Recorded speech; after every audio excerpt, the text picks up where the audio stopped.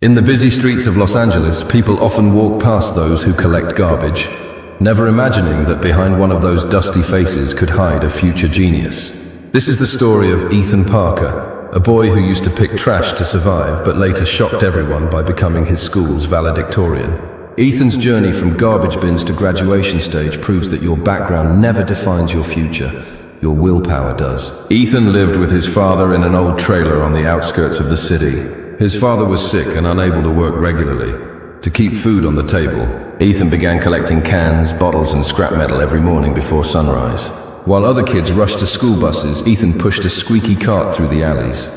But even in those dirty streets, he would stop near schools, watching students with clean uniforms and shining shoes.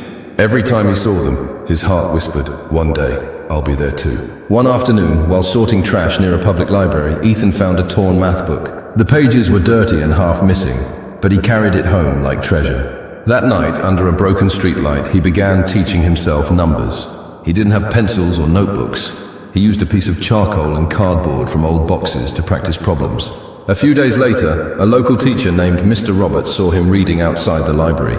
Impressed by his dedication, "Why aren't you in school, kid?" Ethan looked down and said, "I can't afford it, sir, but I want to learn."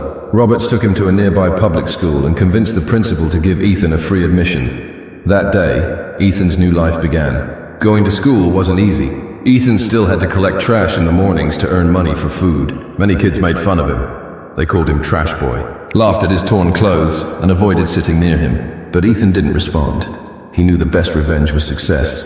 He spent every free minute in the library, studying late at night under streetlights. He borrowed old books, practiced math problems, and dreamed big. His teacher once told him, "Ethan, you may be poor in money, but you are rich in courage. Keep going." Those words became his strength. Years passed. Ethan's grades began to rise. First top 10, then top 3.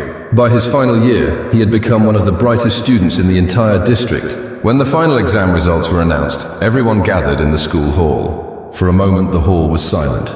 Then thunderous applause filled the room. That trash boy had beaten every obstacle and every doubt. Local newspapers published his story. From trash collector to topper, a boy who proved that dreams have no price. When Ethan stood on stage wearing his graduation gown, his father cried silently in the audience. Ethan said in his speech, "People called me trash, but I found treasure in learning. Education turned my garbage into gold." The crowd stood up and clapped, not for his grades. Now Ethan is studying environmental engineering at a top university. Every weekend he volunteers to teach homeless children, believing that no child should be denied education because of poverty. He started a small non-profit called Books Before Bins, providing used books and free lessons to street kids. He often says, "I know what it feels like to be invisible. That's why I'll never let another child feel that way." Ethan's story reminds us that success is not about where you start. It's about how far you're willing to go. He turned his pain into purpose, his struggle into strength. From picking trash to picking up trophies, Ethan Parker's journey is a living example of the American dream, where even the boy with nothing can rise to have everything that truly matters. Don't let your past define your destiny, because sometimes the strongest roots grow from the roughest ground.